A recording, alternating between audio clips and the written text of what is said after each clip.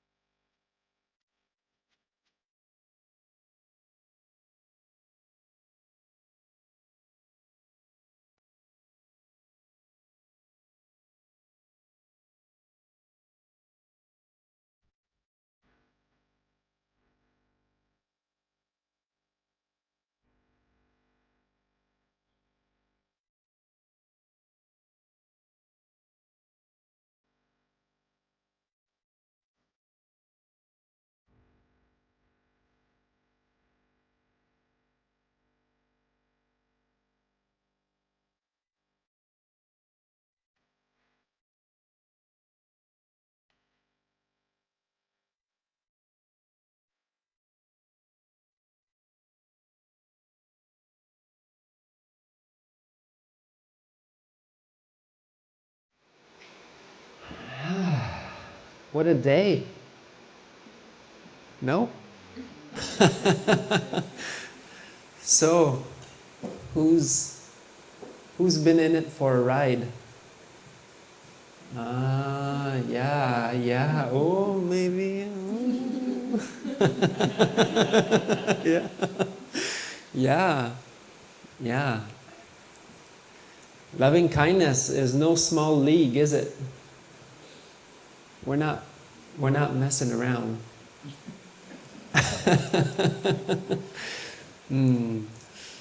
Great. So how was the day? Interesting. Yes. It's a good start. Up and down. Up and down. Okay. Yeah. I'm assuming it's got something to do with the rain. Intense. Yeah. Okay. Down and up. Yeah. Good. Yeah. Great. Yeah, so everybody is kind of on their own journey by now. It's day 4, so it's moving forward. And it's been really nice to see everybody going through the meditation. And this is usually a time of the retreat when a lot of different things start to happen. And it's usually also a time where I like to start gathering the group again around certain common instructions, or just because of the nature of this meditation, the loving kindness will change. And for those of you who have been practicing forgiveness is also part of the same process. It's not different. And actually, we find forgiveness. There's nowhere in the suttas, like people ask, where did the Buddha give instructions on forgiveness? It's not like laid down, like here's what to do. When you're walking, I forgive you, please forgive me. There's nowhere in the suttas where he's actually explaining how to do that. But where we find it in Buddhism and in the teaching is actually in the monastic way of life and in the life of the Sangha. And so very often it's part of the way that we live. For example, monks, bhikkhus, fully ordained monks, like me, for example, we have 227 rules that we need to remember. Those are the ones we need to memorize. There's like thousands more. But when we break a rule, every 2 weeks we gather together. It's called the Uposatha, and so it's a kind of a ceremony that we all have together. All the monks that live in the same area will get together at every full moon and every new moon. And we recite the rules that laid down by the Buddha, and we basically confess our offenses, the rules that we broke. And this is one of the places where we can see that kind of intention in the mind. And for us, it's not, we don't see that as like, oh, rules that are put on us and, that are constricting and all these things. Actually, every monk is free to become a monk or to leave the monastic life at any point in time. Just basically need a witness, and you say you're not a monk anymore, and you're not. That's it. That's how it works. It's not very hard. And so all the monks, all the bhikkhus are bhikkhus because they want to. They choose that life, and we see the rules not as a burden, but the opposite. We're actually, these rules are uplifting for us, and to keep a light heart, we will actually, this is just an example of how we develop our intention and minds, but to keep a light mind, we often train to tell our brothers and sisters in the holy life that what we've done, if it's on our heart. And so from the monastic training, we develop this lightness, to not keep that on us, to not heavy down this, get heavied by this burden. And it seems strange a little bit for us in the West, I think, because it's tied to other traditions, spiritual traditions that in the past. And it's tied to a different historical background. But all I can say is that when it's done in the proper way and with the right understanding, which is, personally, I find it very uplifting and liberating to be able to be open with my friends. And we're all in this together. Basically, the Sangha is our family when we become monastics. And so to keep a light heart and to, like, I've seen monks,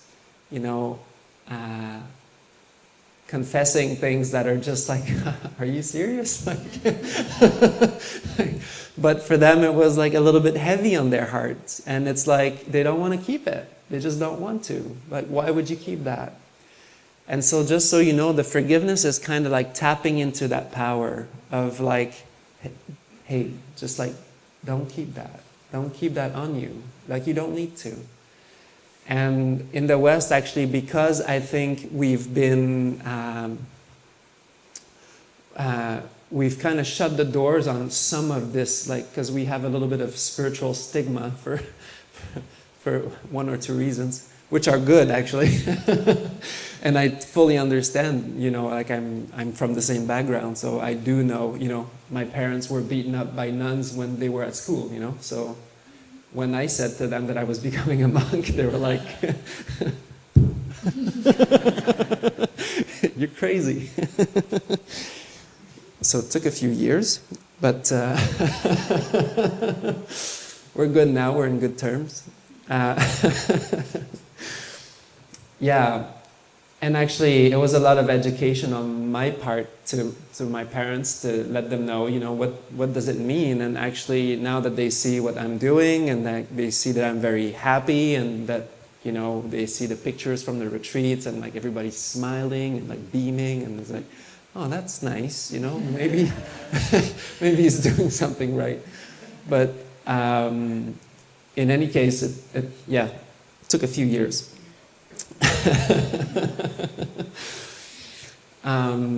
But I really love this aspect of the monastic life, and I think it transfers into these retreats. The forgiveness practice is actually, that's where that comes from, and that's where it transfers from. And so it's like you're developing this really beautiful, there used to be these confessionals or like these places that you could actually meet someone and like let that go, but it became like a usage of power, and that's unfortunate. Because sometimes when you reveal your weaknesses, people can also take advantage of that, right? And that's disgusting. That really is. And what it does is that it creates a wall and an armouring in people. And it encourages competition, and it encourages like the law of the strongest and the law of the jungle.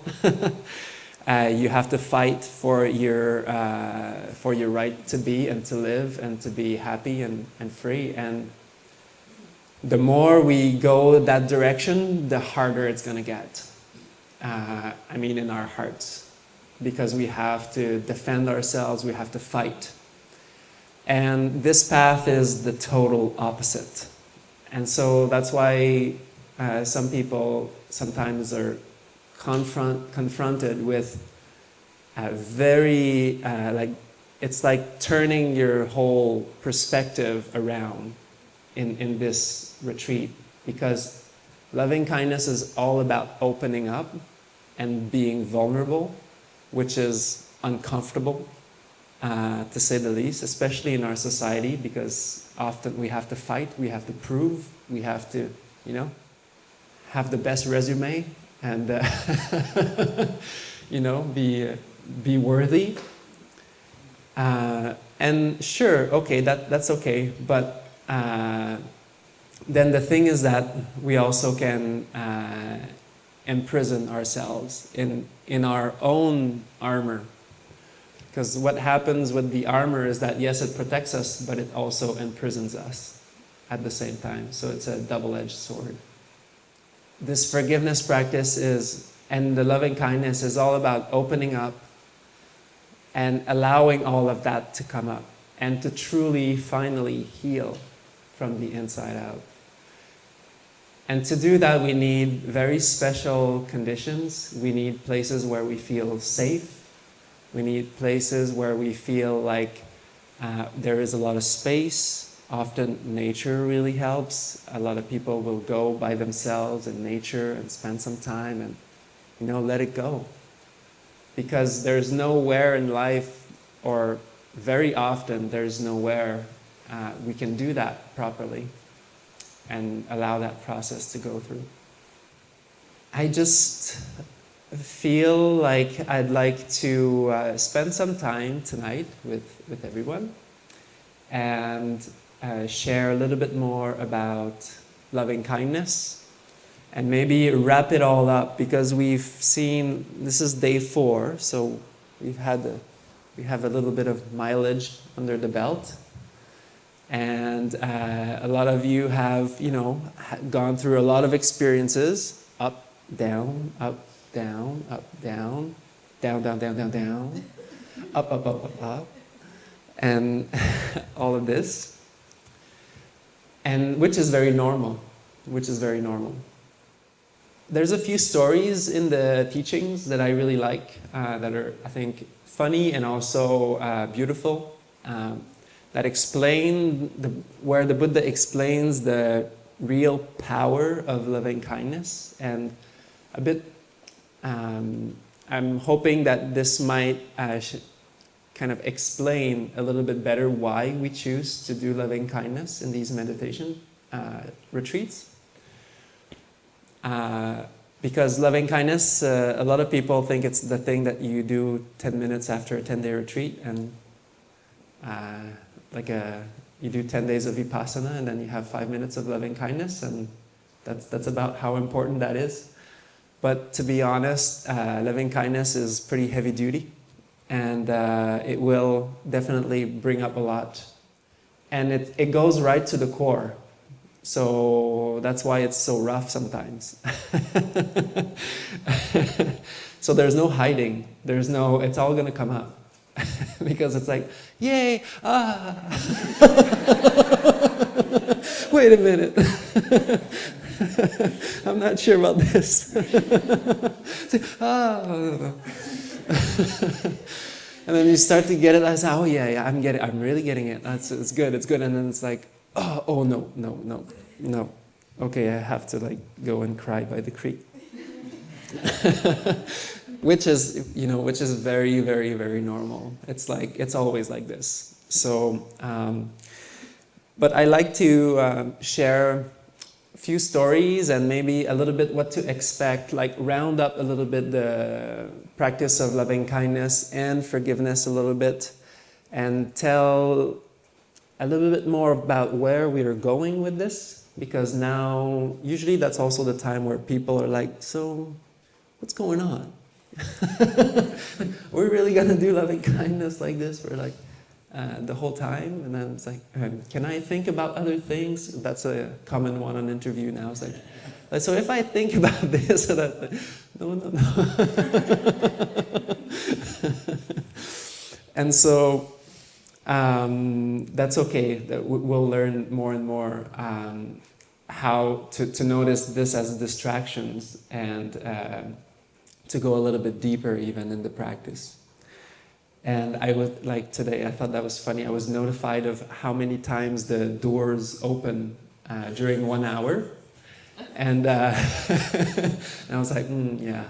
So maybe we need to say a few words about that.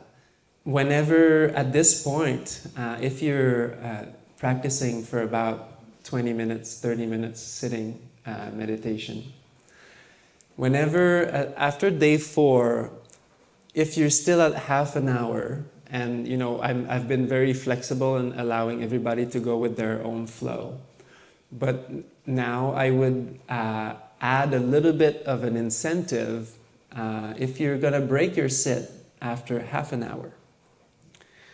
Just look at the state of your mind before you break your sit. And notice what is there. What is it that makes you stand up and break your sit? Is it a little bit of impatience? Oh. And does it come with a little bit of tension? Yeah. And can you 6R it? When we are still sitting for about half an hour after day 3 or 4, then it's really good to start looking at why do we break our sit? And to notice that actually there's not really any good reason. It's just restlessness. It's just agitation in the mind, impatience, comes with tension. And actually this is a blessing because sometimes we need to hear that a little bit, like that little bit of a push to actually go deeper. And you'll notice that the deeper you'll go, it's even more blissful. Half an hour is actually not enough time for your mind to really calm down and settle. And the reason why I'm saying this is I'll be explaining a little bit more where does the loving kindness go to and where its limit, and to experience that. And quite a few people have been at that point so far, where there's that transition where the loving kindness will change, and then at that point we need to sit a little bit longer to go deeper and to explore a little bit more the depth of the mind. And I'll be speaking about the levels of meditation probably tomorrow. And tonight I just want to wrap up the topic of loving kindness. Loving kindness, when you're training this in your heart, it's no small feat. And the healing power and the wholesome power that it has on you and the people around you is tremendous. It's really not to be overlooked. And you'll notice that we're all connected. We're not that separate at all. And whatever we put out into this world is also our gift, and it also comes back to us. And once you start putting out loving kindness around you, it also comes back to you, and it starts to stay, and it really changes the dynamics around you. And it's really quite profound to see, like amazing. Some people start this meditation and they come out and they write back and to say how their lives have changed, and they're just saying like, like I used to just like be having a hard time or being depressed, and now I'm just like walking down the street and smiling, and people are just like smiling back at me. Just like that never happened before. Well, it's like, yeah, that's what happens.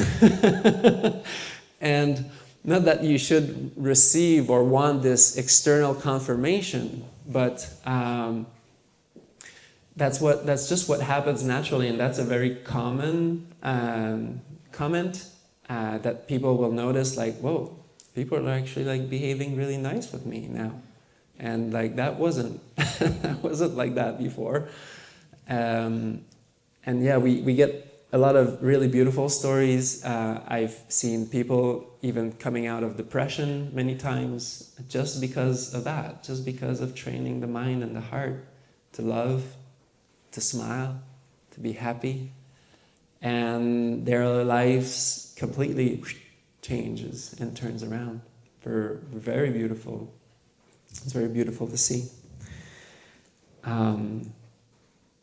There's this other story where the Buddha is saying that in another past life, he practiced loving kindness for 7 years, and it's a whole big story, but in short, when he passed away, he said he was reborn as Brahma for 7 eons of expansion and contraction of the universe. And Brahma so loving kindness is part of a family that we call the Brahma Viharas, which is basically at the time of the Buddha, it was understood that Brahma, or like this all-pervasive self or being, some people call it God or spirit, in those days, and still today, it's also called Brahma. And Brahma was known to only dwell in 4 states: love, compassion, joy, and poise, like blissful poise, mental steadiness. And so, because of practicing loving kindness for 7 years, he was reborn as a Brahma for that long, and then he was, basically bathing in bliss for 7 eons. Just saying.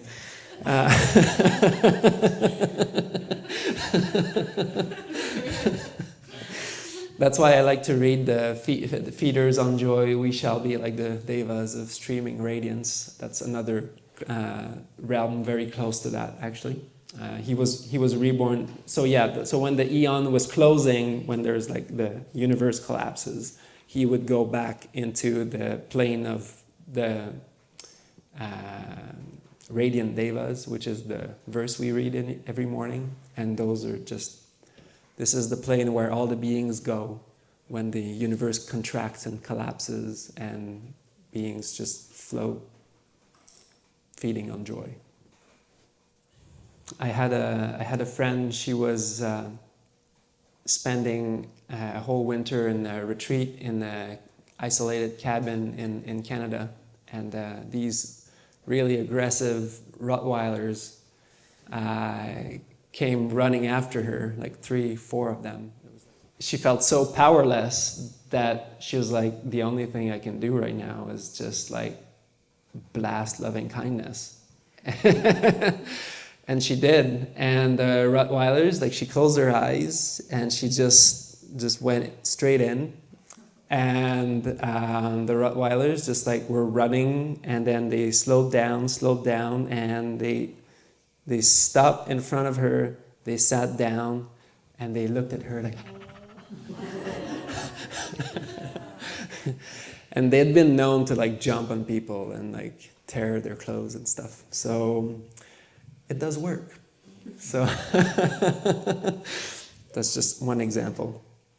A few analogies that I really like in the suttas that are given, that are close to forgiveness, but also more like inspiration of how deep the Buddha meant this practice of loving kindness, which is really bordering on forgiveness, but it's like also showing like, hey, this is the depth at which you should understand this like practice. And this is found in a teaching that is called the simile of the saw. And there's a few passages, a few analogies, and he's explaining what we should do when we come upon people that talk to us or do certain things that are not so nice. There are a few possible manners of speech that others could use to speak to you. Their speech could be timely or untimely, true or false, soft or harsh, bent on goodness or bent on harm, with a loving mind or with inner hate. I think we've all experienced that. If others should speak to you in any of these ways, at that time you should train in this way. Our minds will be unshaken, and I will not retaliate with hurtful words. We will dwell with a heart full of love, caring for their well-being, not overwhelmed by anger. We will dwell suffusing that person with a heart filled with love. And with this as a support, with this as a base, using that, we were walking, that made me think of, we were walking to the waterfall, Glory and Corey and I, and we saw this cow dung with a nice little green plant coming out of it. And that's how I see this, is to use these experiences to actually fertilize the loving kindness. We will dwell suffusing the all-encompassing universe with a heart filled with love, vast, expansive, boundless, without anger or resentment. This is how you should train. Just as if a person would arrive with a shovel and a basket and say, I really like this one, I shall take away the earth from this great big earth. It's coming with a shovel, and I'll just dig the earth out of the earth. He would dig some soil here and there. He would scatter some soil here and there. He would spit here and there. He would urinate here and there, saying, be without earth, be without earth. What do you think? Could that person take away the earth from this big, great earth? No, Bhante. Why? Because, Bhante, this great, big earth is deep and immeasurable. It is not possible to take away its earth. That person could only reap misery and disappointment. And this is how we should train. Our minds will remain unshaken, and we will not retaliate with hurtful words. We will dwell with a heart full of love, caring for their well-being, not overwhelmed by anger. We will dwell suffusing that person with a heart filled with love, and with this as a support, We will dwell suffusing the all-encompassing universe with a heart like the earth. Vast, expansive, boundless, without anger and resentment. This is how you should train. Just as if a person were to come with yellow, blue, and red paint and would say, I shall paint shapes in the air, and I shall make forms appear in the air. What do you think, monks? Could that person paint shapes in the air and make forms appear? No, Bhante. Why? Because, Bhante, space is without form, without attributes. It is not possible to paint shapes on it or make forms appear on it. So just remaining like space. This person could only reap disappointment. And so you should train, monks. Our minds will remain unshaken and we will not retaliate with hurtful words. We will dwell with a heart full of love, caring for their well-being, not overwhelmed by anger. We will dwell suffusing that person with a heart filled with love. And with this as a support, we will dwell suffusing the all-encompassing universe with a heart like space. Vast, expansive, boundless, without anger or resentment. This is how you should train, monks. Just as if a person were to come with a blazing grass torch.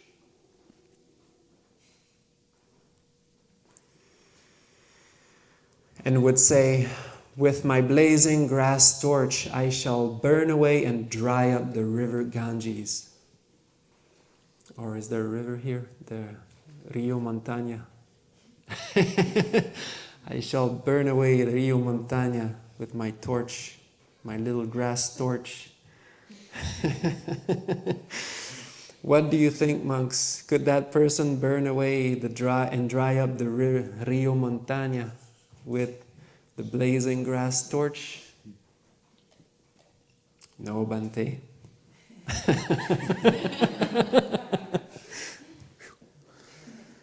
Why? Because, Bhante, the river Ganges, the Rio Montaña is deep and immeasurable. It is not possible to burn it away or dry it up with a little blazing grass torch. That person could only reap disappointment. And so you should train, monks, whether people speak to you with speech that is timely or untimely, true or false, soft or harsh, bent on goodness or bent on harm, with a loving mind or with inner hate. You should train, our minds will remain unshaken, and we will not retaliate with hurtful words. We will dwell with a heart full of love, caring for their well-being, not overwhelmed by anger. We will dwell suffusing that person with a heart filled with love. And with this as a support, we will dwell suffusing the all-encompassing universe, nothing less. With a heart like the river Rio Montaña, vast, expansive, boundless, without anger or resentment. This is how you should train, monks. Monks, even if brigands or spies were to come and... Okay, just take a deep breath. Fix up my rope. Okay. Even if brigands were to come and sever you limb after limb with a two-handed saw, at that time, he or she who would harbor a hateful mind would not be practicing my teaching. At that time, you should train, our minds will remain unshaken, and we will not retaliate with hurtful words. We will dwell with a heart full of love, caring for their well-being, not overwhelmed by anger. We will dwell suffusing that person with a heart filled with love. And with this as a support, we will dwell suffusing the all-encompassing universe with a heart filled with love, vast, expansive, boundless, without anger or resentment. This is how you should train. Monks, you should frequently call to mind this analogy of the saw. Seeing in such a way, monks, could there be any manners of speech, subtle or rough, that you could not endure? Then frequently, no, Bhante. Then frequently call to mind this analogy of the saw. This will be for your welfare, happiness, and happiness for a very long time. And so that's how serious the Buddha was about love, about loving kindness, and also about forgiveness, of course. This is all in the same package. Now, of course, that doesn't, there's a lot more to this. Of course, if you're being abused by someone and it's a very toxic and unhealthy relationship, that doesn't mean you shouldn't do anything. But I think you just understand what we're talking about here. We're understanding the principle of it. And to be honest, it is a very powerful reflection and recollection for monks, but also for everybody, is to remember that actually this is always a protection and a refuge to go to, that we have in our hearts, and that we can always know that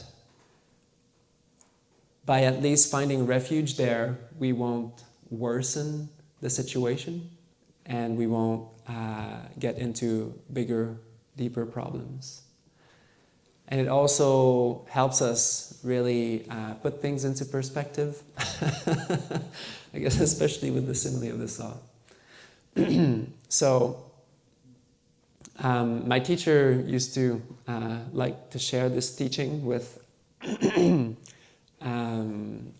when practicing forgiveness meditation, especially, because it really it puts things into perspective, and it also gives strength. This is how the monks and the nuns train. This is how deep we are training ourselves to see what comes to us and to only give back love. And like that, we're actually transmuting. I was talking about the alchemy of the heart yesterday. Like this, we are transmuting at that level even. Whatever hatred or anger there can be, is only, okay, that's there. I love you. And it hasn't happened to me. Obviously, I still have all my pieces, but but I've definitely, some of the most powerful experiences were like this, were someone coming with a lot of anger and rage, and they were received with love, unconditional love, and that was a big impact. It's pretty powerful, and the person who gets it, on the other hand, is it's hard to not remain. It's hard to not change, because it really is a 180-degree turnaround. So. There's a lot of strength and power in this. I really liked this this analogy of the cow dung and the little plant growing out of it, and to remember that all the hard times that we get, especially if you've ever gardened before. Any seasoned gardeners know that the more compost you have, the better your garden's going to be. So, and I really like to remember that, because, when life throws us a lot of stuff that we think is, difficult or hard, actually in the long-term process, we often realize that it was something that it was a catalyst for growth in our life, and fed a lot of the times our spiritual growth and our inner growth. Well, I'm no different. This is how I got here. So, and I'm very thankful for all the hardship that I've experienced in my life. At some point I felt like I'd lost everything, absolutely everything in my life. There was nothing else in this world that I didn't see anything else for me in this world, and hit the bottom of my well, broken relationships, broken hearts, and everything falling apart. And little did I know that this was actually the seed of my new life, which I'm extremely grateful for. It actually allowed me to find myself. And so, remembering that anything that comes up is actually a new opportunity, a beautiful opportunity to grow, to heal, and to develop loving kindness to an even more extent.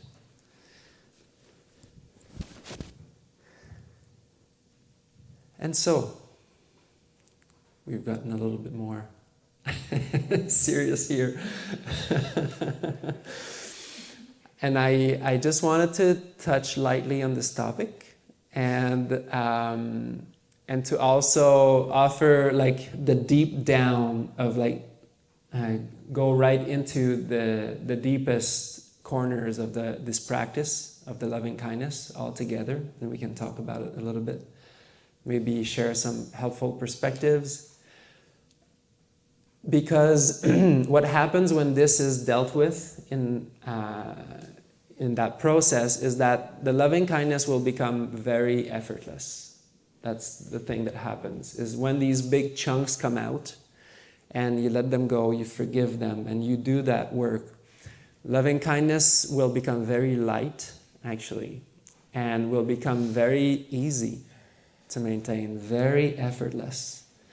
When you've done all the work, you've dealt with all the little things that are nagging you and impeding you from tapping into that inner wealth of love. And by the way, everybody has it. Everybody has. Thank you.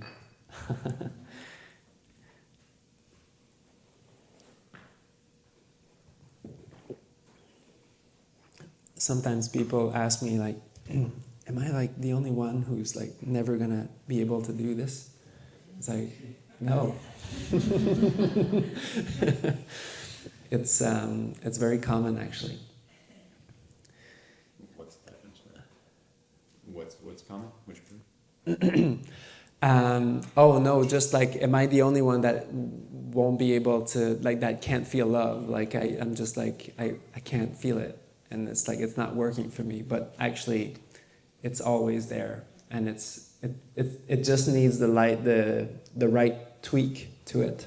It's just often people are just right there, but it's just a matter of turning the thing a little bit in another angle, and it's just they get it. So it can feel like a lot of hard work, but sometimes it's just a matter of perspective. I really like this sign I saw one day. It's this poor church. They were very well intentioned, I'm sure. But they had written,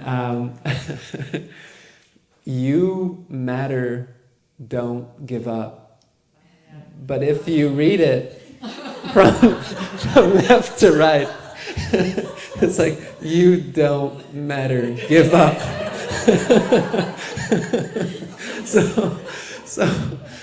So much of it is is all in the mind. It's all a matter of perspective. And sometimes you just look at it and you're like, oh, right, okay, yeah, that's what it was.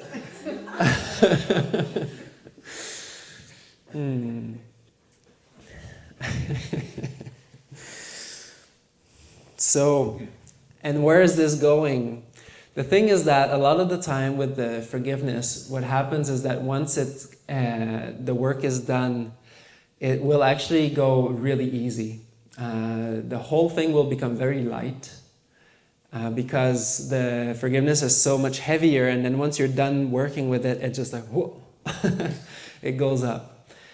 And what will happen is that you'll notice, and some people have already started to experience that, and so the mind will start feeling like the visualization and the thinking, the sentences is getting a little heavy on the mind. And the loving kindness actually does better when there's none of these things there.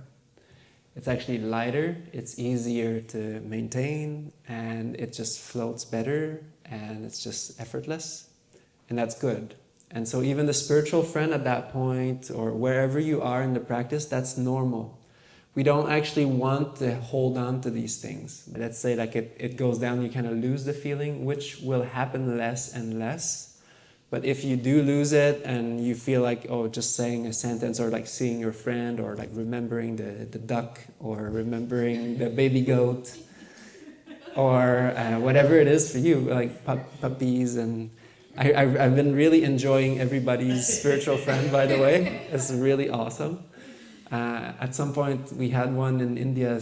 She had the dolphins. So dolphins were her spiritual friend. It was great.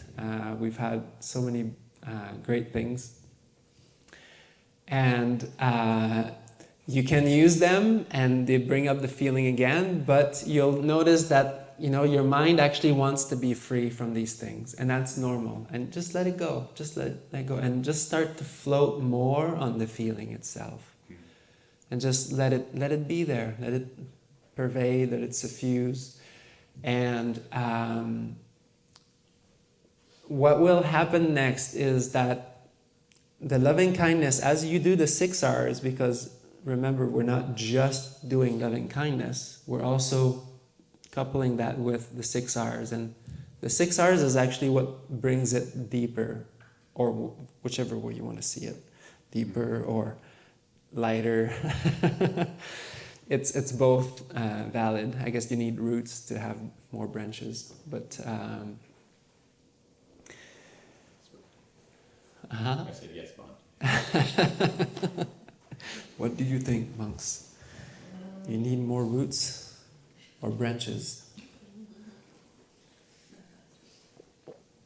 And so what will happen is that because of the nature of the 6 R's that we're doing in the background, when the mind kind of starts to drift away, and there will be less and less, there will be more time in between these distractions. The thing that happens is that the loving kindness, even the loving kindness itself, will also become much more quiet. It's still there, it's still very much there, but it's very light. And it's not very strong. The big joy that you had maybe at the first few days, sometimes like, wow, going up and like, it might not be as strong as that, but that's okay. That's okay. That happens at the beginning because the mind is not used to it, and it's kind of getting familiar with that. And at some point, it gets more mature. The joy kind of becomes calmer, and the feeling becomes much more mature, steady, subtle. And that's okay. That's where we want it to be. We don't want to hold on to any stronger sensation. The goal of the meditation is not to become a supernova. It's not to explode into loving kindness, which would be great, but I mean, depending on how you see that. But and so actually the goal is to use loving kindness for until its limit and to understand where that is. And the limit of loving kindness is with the levels of meditation that relate to the body. And tomorrow I'll be giving the talk on the levels of meditation, the 8 or 9 levels. And we'll dig deeper into this. But what happens at this point is that also, because the mind has been very much cleansed by the loving kindness and the 6 R's, it's like the mind is quite clear. It doesn't have as much heaviness or distraction or agitation in it. And the feeling of loving kindness might seem like it kind of moves up into the head, or it fills even the head. And just, that's normal. And don't try to control that. Don't try to push it back down. You're thinking like, oh no, it should be my heart. That's okay. That's okay. That's a natural kind of movement, because the mind will become very clear, and it will become clear and open, and so the loving kindness will also kind of be there, and it will be like a very kind of an experience more like from the head, or there will be the mind there too, joining in the experience. And that's good. Don't try to change that. Don't try to force that back down. And that's okay. And at this point, you really want to try to sit a little bit longer, like an hour and a half. And without pain or without discomfort or anything like that, just find a comfortable position. But just try to 6R. Whenever you want to stand up and break your sit, just, hey, yeah, that's just agitation here. Just a little bit of restlessness, impatience. Relax, release, relax, smile, enjoy. Enjoy the deeper release. And you'll see it gets better and better and better. And you'll start to find comfort in that deeper calm. And that's where it starts to get good. Well, better, or whatever you want to say. Yes.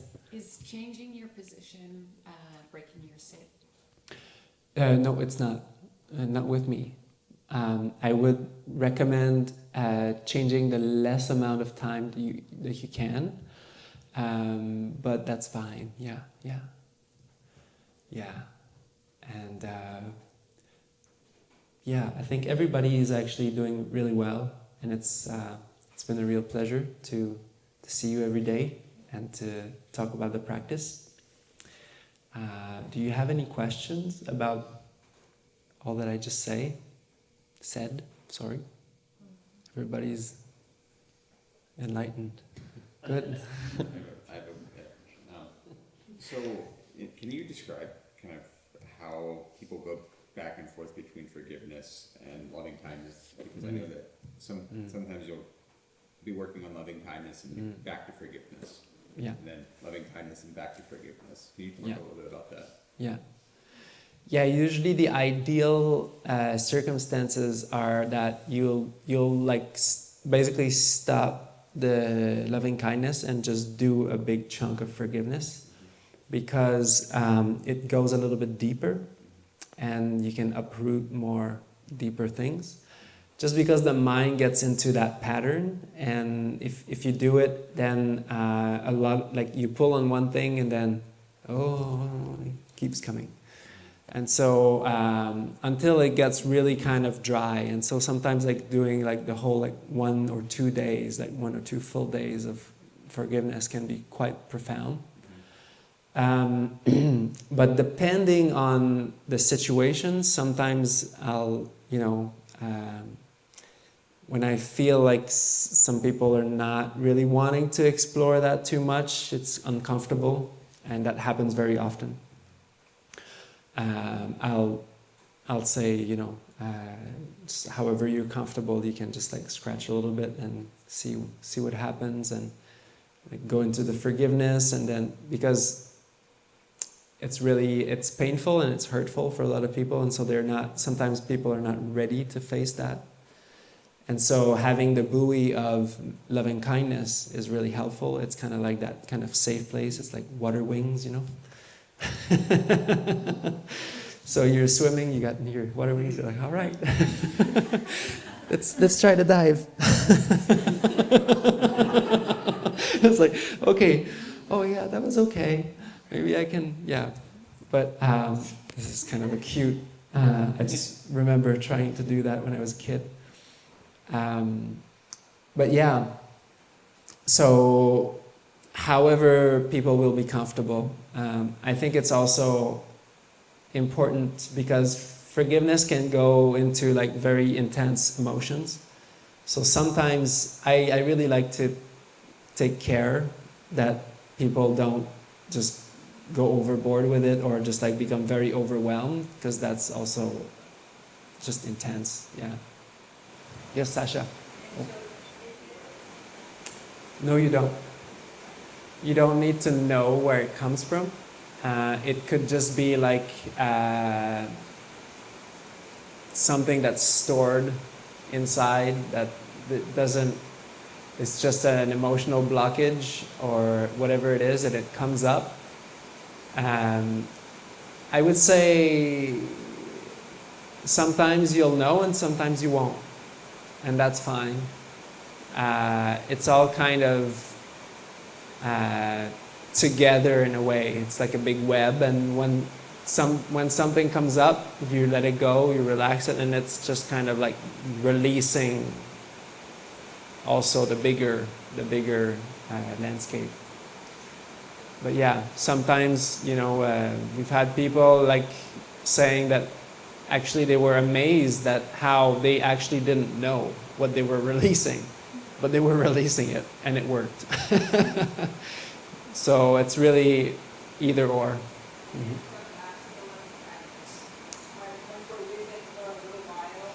Yeah.